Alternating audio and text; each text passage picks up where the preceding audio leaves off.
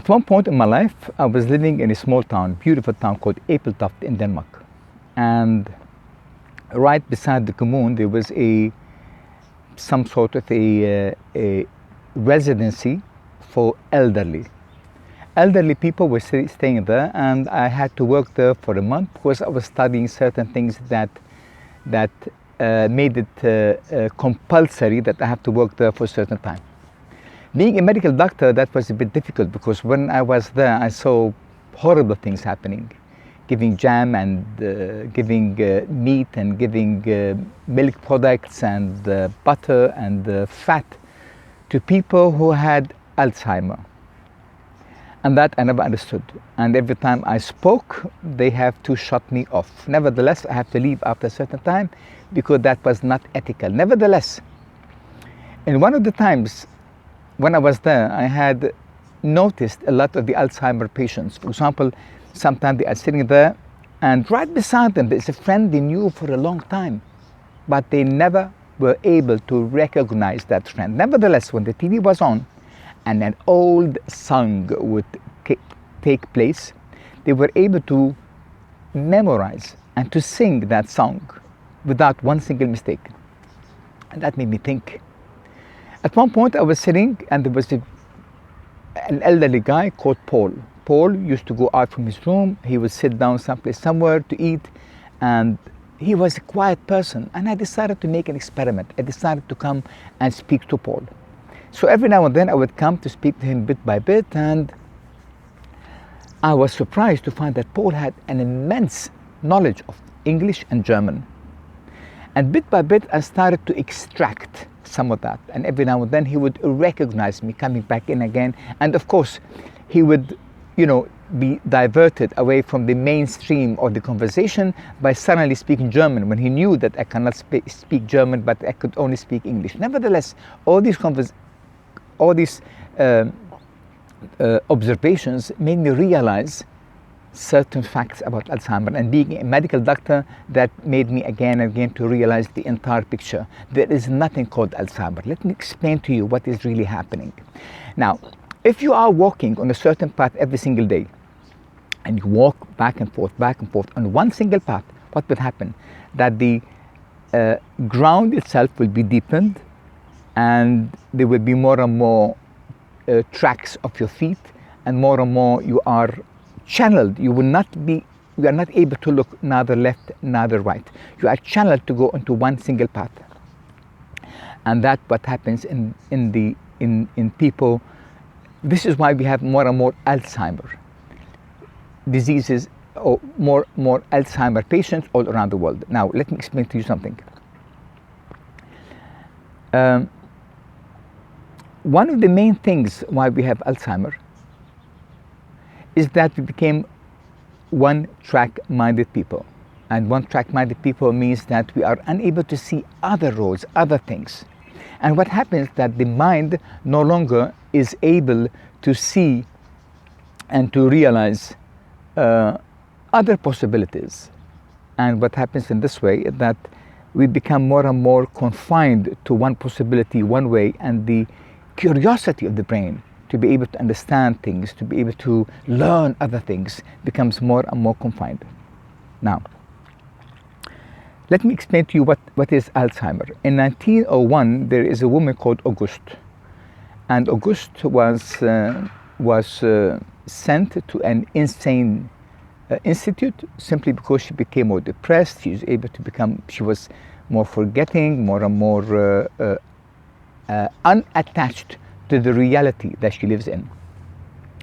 And a German doctor called Alzheimer, he was the one to respond to that case and to try to be able to treat it. Of course, he was not able to do that, but at autopsy, when the woman died and he had to dissect her, he found that there is atherosclerosis in the brain. What means what? Plaques. What means what? That the main cerebral arteries in the brain were clogged with plaque, with a clot. They were unfunctioning. That means that there is an atrophy. That means that part of the brain had died. I was very excited to for such a discovery. But what he forgot to do or to say that this atherosclerosis was not only in the brain, was in the entire body. So what happens is that when the entire body had been put into that way of life, where all the arteries of the body started to have the same symptoms, where they are unable to be fluent, and clots were spread through all out the body, whether the heart or the brain, it is the same. That is what led to the fact that we started to forget and started to have atrophy, and later on eventually will die. Now people say, or doctors say that Alzheimer is incurable but preventable. Preventable by what? By diet. So once again, if we would like to be able to stop Alzheimer, we have to stop atherosclerosis. And what is atherosclerosis? It means it is the wrong diet. It is people who eat meat, who eat a lot of carbohydrates, and eat a lot of dairy products. Once we are able to stop these three things, the body starts to become better. We eat vegetables, we eat fruits, we eat legumes, we eat beans and peas, and we eat oils such as sesame oil, which is one of the most amazing calcium producing oils.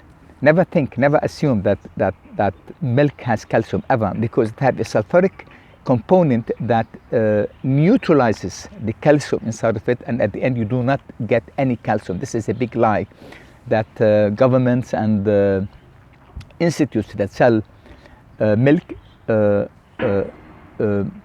advertise, but it have no truth in that. So if we can change the body to become away from those and start to become and to live in a way where it could be connected to earth, because at the end, whatever I'm trying to tell you, that if we go back to eat those fruits and those legumes and vegetables and greenery, we are actually going back to be connected to earth. Our disconnection is simply because we are connected to a kind of life which is not truthful, which is not true, which is not good, which is not healthy. Now remember that Auguste, this woman who had Alzheimer in the beginning, she was discovered, or she was being treated in 1901. What happened in 1901? The Industrial Revolution. What is the Industrial Revolution? It means that we are taking those people who have been free at one point or another, and we put them into sardine packs where they have to go to factories doing one single thing. One more time, we go back again to this one single track. And you are doing one single thing. That one single thing will bring you depression. That one single thing will activate the adrenal glands, and then it starts to be stressed. Once you are stressed, you start to secrete cortisol and adrenals. And in this way, you will shift the entire mechanism of the body from being stable, from being adequate, into a shift where glucose and potassium and sodium and calcium, every single item in your body becomes shifted to a state of defense, to a state of anger, to a state of attack. And once you do that, you lose completely the status where you are in, and this is where you start to produce more and more LDL and more cholesterol and more triglycerides in your blood, which causes again the plaques, which causes the clots, which causes at the end to become and having Alzheimer. When I was there in the institute in Denmark, I had wrote papers, and I had admitted those papers to the head, to the woman who was heading the institute, telling her, I am able to reverse Alzheimer's. Just give me the chance with Paul and another woman that I chose, where I could bring a screen and bring back so many diverse things in life that passed her life, and see how they could regenerate back again, because I believe that the body can regenerate anything that is lost. How it can regenerate back again the dead neurons, and if not, to bring and to produce back new neurons that could be activated simply by the information that is getting on from diversity. Once again, I go back again to the word diversity and specialization. This world that we live in, of course, that project, that papers were thrown away. The woman who was a cow and had no idea or clue what goes on, like most of the people who work there.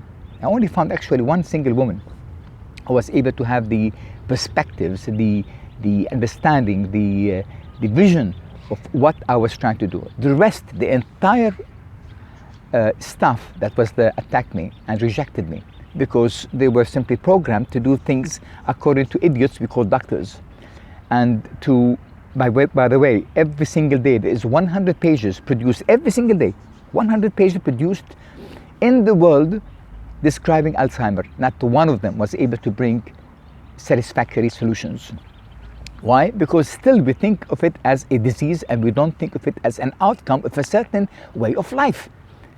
This certain way of life is simply because of capitalism that brought the Industrial Revolution, that brought more and more specialization in things. Specialization became more and more mono channels. Mono channels start to take us away from diversity, which is the source of life. Without diversity, we are unable to be happy. Without diversity, what is diversity? It means that it could bring everything. Everything at the same time, all colors of life. And if I do not bring all colors of life, if I have to be a slave in a capitalistic country, in a capitalistic system, I will never be able to be happy and never be able to silence the adrenal glands. I will never be able to have a balance in my blood. So, the world is getting more and more Alzheimer patients, and there are billions and billions spent. Actually, $1.5 billion is spent for each 1 million Alzheimer patient who are still unable to recognize their loved ones and who eventually will die. Why? Because we have this silly tendency to retain the physical form of those we love, regardless of truly making an effort to dig inside their spiritual and their mental problems and find true solutions for that. And this is what is coming now around the entire world in every single aspect, on every single level. The entire idea of what I'm trying to tell you is that whatever diseases we are having goes back to a lifestyle, and that lifestyle is completely synchronized with capitalism, with greed, with money. And the only way to be able to save that world, not just Alzheimer patients, but all patients whatsoever, is to cut off those cement buildings that we do, all these malls that we do, all these huge offices that we do, all these people who wear gray suits and neckties. All that system have to be stopped, have to be destroyed, have to be demolished. And communities based on love, on sharing, on diversity, on music, on art, on drawing, on painting, on diving, on sewing, on carpentry, on blacksmith work, on whatever. If we can go back to that kind of diversity, I assure you that life will be saved and that happiness will take place, and so much of diseases, so much of agony, so much of pain, so much of imbalance, so much of injustice will be taken off completely. I, Ammar Keylani, had created a place called Salmadari Retreat, Siwa. There I'm trying as much as possible to bring into this world a seed to embrace diversity and to embrace the right way of life.